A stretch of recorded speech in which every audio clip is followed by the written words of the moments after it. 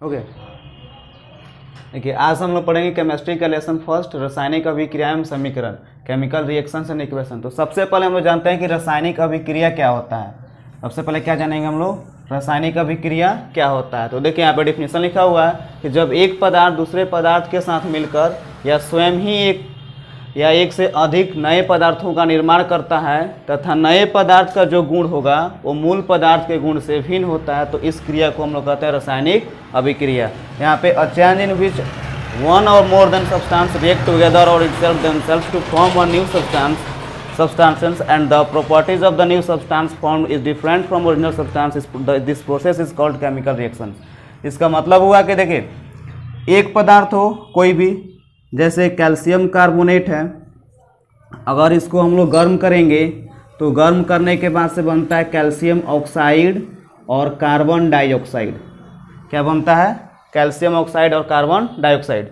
तो यहाँ पे एक ही पदार्थ है कैल्शियम कार्बोनेट, और इसको गर्म करने से यहाँ पे दो अलग अलग नए पदार्थ बने हैं। यहाँ पे एक सब्सटेंस है कैल्शियम कार्बोनेट, और जब इसको गर्म किए तो दो अलग अलग सब्सटेंस बने, कैल्शियम ऑक्साइड और एक कार्बन डाइऑक्साइड। तो इस प्रोसेस को, कैल्शियम कार्बोनेट को गर्म करने पे कैल्शियम ऑक्साइड और कार्बन डाइऑक्साइड बनता है। तो इस प्रोसेस को हम लोग बोलेंगे रासायनिक अभिक्रिया। अगर दो पदार्थ होगा और दोनों पदार्थ रिएक्ट करके अगर एक पदार्थ बनाएगा तो उसको भी हम लोग बोलेंगे रासायनिक अभिक्रिया। जैसे कि अगर मान लेते हैं हम लोग कि हाइड्रोजन और क्लोरीन दोनों के बीच अगर रिएक्शन कराया जाए तो बनता है HCl। क्या बनता है? HCl। यहाँ पे सबसे पहले हम 2 से मल्टीप्लाई कर लेते हैं बैलेंस के लिए। अब देखिए यहाँ पे दो सब्सटेंस है, एक हाइड्रोजन गैस और एक क्लोरीन गैस है। दोनों रिएक्ट करके क्या बनाते हैं? Hydrochloric acid. इसको क्या बोलते हैं? Hydrochloric acid. तो यहाँ पे दो सब्सटेंस मिलके एक नए सब्सटेंस का निर्माण करते हैं, तो इस प्रोसेस को भी बोलेंगे रासायनिक अभिक्रिया। अब ध्यान देने वाली ये बात है कि इसमें लिखा है कि नए पदार्थ का जो गुण होगा वो मूल पदार्थ के गुण से भिन्न होगा, यानी कि जो सब्सटेंस इसमें बन रहा है उसका प्रॉपर्टीज़ जो ओरिजिनल सब्सटेंस है उसके प्रॉपर्टीज से डिफरेंट होगा। अब यहाँ पे देखिए ये कार्बन डाइऑक्साइड गैसियस स्टेट में होता है, और जबकि ये जो कैल्शियम कार्बोनेट है ये सॉलिड स्टेट में होता है।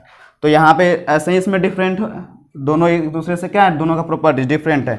यहाँ पे ये हाइड्रोजन गैस और क्लोरीन गैस है, और यहाँ पे जो ये बना है हाइड्रोक्लोरिक एसिड, तो ये एसिड है और इसका जो प्रॉपर्टीज है इन दोनों के प्रॉपर्टी से बिल्कुल डिफरेंट होता है।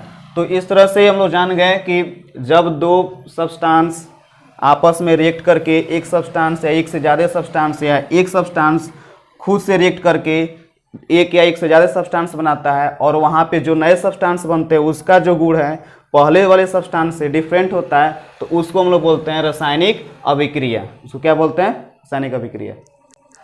रासायनिक समीकरण क्या होता है? तो रासायनिक संकेतों यानी केमिकल जो सिंबल्स होता है, जैसे मान लीजिए कि हाइड्रोजन हो गया, तो हाइड्रोजन का केमिकल सिंबल क्या होता है? H होता है। ऑक्सीजन का O होता है। सल्फर का S होता है। ऐसे कोई भी रासायनिक सिंबल्स है तो रासायनिक संकेतों और सूत्रों की सहायता से किसी वास्तविक रासायनिक अभिक्रिया के संक्षिप्त निरूपण को, यानी कि शॉर्ट हैंड रिप्रेजेंटेशन करते हैं। अगर कोई भी रासायनिक अभिक्रिया है उसको केमिकल सिंबल्स या केमिकल फार्मूला के हेल्प से, तो उसको हम लोग बोलते हैं केमिकल इक्वेशन, यानी कि रासायनिक समीकरण।